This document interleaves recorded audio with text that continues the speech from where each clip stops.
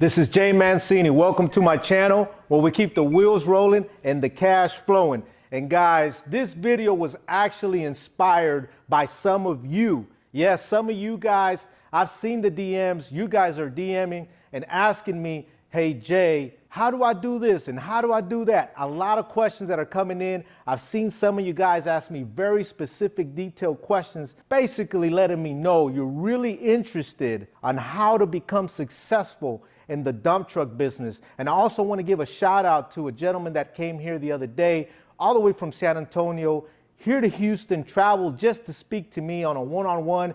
Abraham, hey man, this shout out is for you. This video is also for you, my friend. I know you asked a lot of questions, so hopefully this video helps you and everyone else. So today, guys, 10 keys to a successful dump truck business.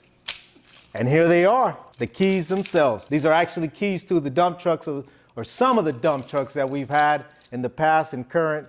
So here they are, the keys. These are for you guys. All right, guys, so you really want to know really what it took for me to become successful in the dump truck business? Number one, guys, sales. Guys, I'm being very transparent here with you. I had to learn sales, guys. Now, I'll be very sincere. I already knew sales. I was no expert, but I'm telling you up front, you got to learn some type of sales, guys. Now, even the basics, but you need to learn sales because at the end of the day, guys, when you're in the dump truck business, what are you doing? You're providing a service. And if you're providing a service, that means you're going to be selling a service. So the number one thing, guys, is sales. So guys, whether you're a owner operator or inspiring to become an owner operator or a broker, guys, you still need to know sales. Why? Real quick here, guys, if you're an owner operator, what happens? Driving a dump truck as an owner operator, you still have to communicate with people. You still have to get off the dump truck. And what do you have to do?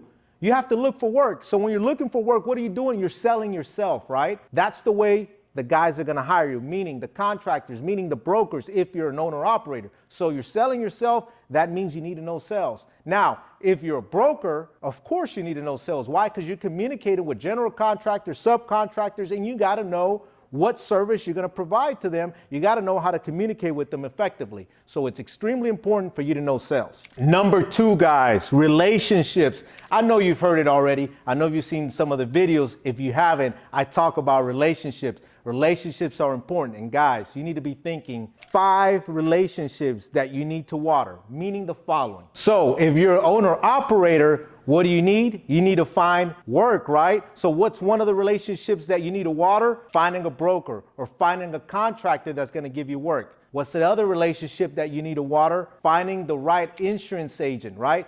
Finding a good insurance agent that's going to make sure that you have the proper coverages in case something was to happen, like an incident or accident. So insurance agent, that's the second relationship you want to water. Number 3, guys, CPA. It doesn't matter if you're just the owner operator. A CPA is extremely important because you need somebody to do your taxes, right? Why? Because at the end of the day, you're an independent contractor. If you're aspiring to be a broker, same thing, guys. You need to find contractors. So that's going to be the number one, right? The number one relationship that you need to water is finding contractors, finding the general contractors or the subcontractors that are going to give you work, that are going to need the dump truck services. Same thing. You still need an insurance agent, right? You need a good insurance agent that's going to be able to provide you with the right type of coverages to make sure your business is covered as a broker. Number 3, CPA. Same thing, guys. You need a good CPA that's going to do your taxes, right? Make sure that legally you're covered with your finances, right? Number 4, guys, an attorney. If you're going to be a broker, you need an attorney to make sure all your legal documents and paperwork are in order. And number 5, guys, if you're a broker, the relationship you definitely need to water is the one with owner operators. Why?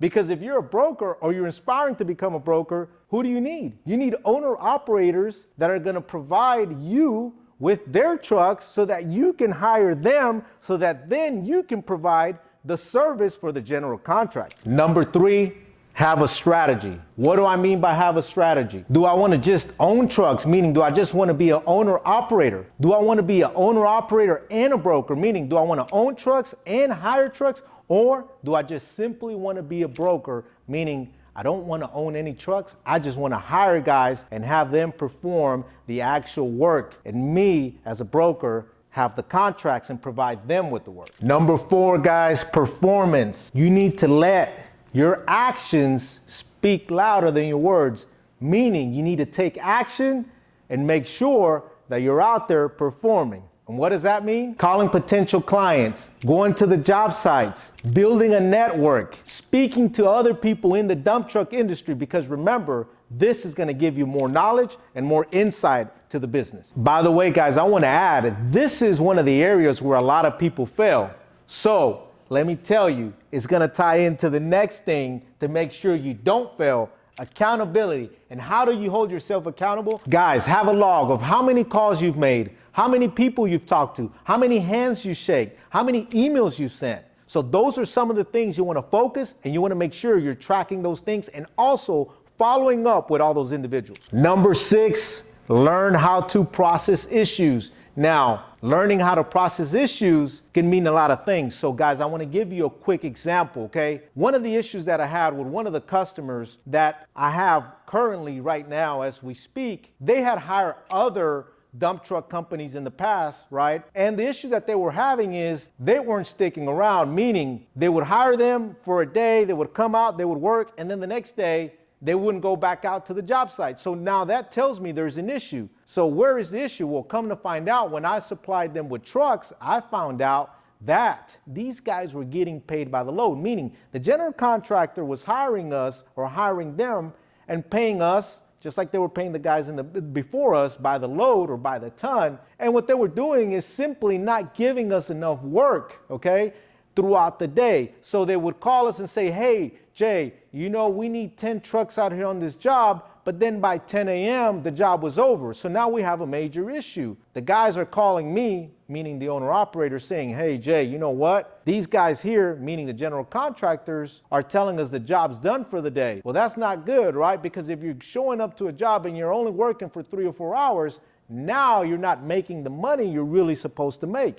So no one wants to go out there just to work for a few hours. So the issue that we're having essentially was guys were going to their job site, other brokers were providing them with trucks, but they wouldn't want to return or send trucks the next day because their guys weren't making enough money. So this is how I processed the issue, and this is how I solved it. What I told the general contractor was the following. Mr. General Contractor, okay, let me tell you something. We want to provide service to the best of our ability. So what that means is that we're committed to you and only you. Meaning, if you want productivity and you want us to make sure that we do the job, you have to also let us get in return the right amount of work or the right amount of hours, right? So that we can also earn money or earn income, because we're all in this to do what? Earn income, right? So I told the guy, I said, can you guarantee me at least 8 hours of work? Now, if he would have said no, then simple, the issue's been solved, right? I would have told him, well, you know what? Unfortunately, I cannot provide you with trucks. However, meaning that he already had issues before, he said, Jay, well, how can we solve this? Because I need to pay you by the ton. I cannot pay you by the hour. So I said, no problem. And this is how I solved it. I said, look, let's go ahead. We'll do the job by the ton or by the load, which is essentially the same thing. However, if for whatever reason at 10 o'clock or 11 o'clock in the morning where we only have 3 or 4 hours of work in, you cancel the job or say the job is finished, you have to pay me for the remainder 3 or 4 hours of the day. Meaning the following. If we work 4 hours by the load, okay, the other 4 hours, they would still have to pay us on an hourly rate. And that's how we came to the conclusion of, all right, you know what, Jay? We're going to go ahead and ask for one, the right amount of trucks to make sure they do get 8 hours worth of work. Or, you know what? We'll finish the job early, but we're still going to pay you for the remainder of the time. And that's how we solve that issue. Number 7, guys, study your trends. When you study your trends, it will tell you when are your busy times and when are your down times, meaning the following. Here in the greater Houston area, I already know that by studying my trends, our work, one, obviously is weather permitted, but what I know is the following, right? That when January comes around, that means winter time. Winter meaning it gets cold, it gets rainy. So now I know that downtime is coming. I know that way before, right? I know when November starts coming around, I know, okay, you know what?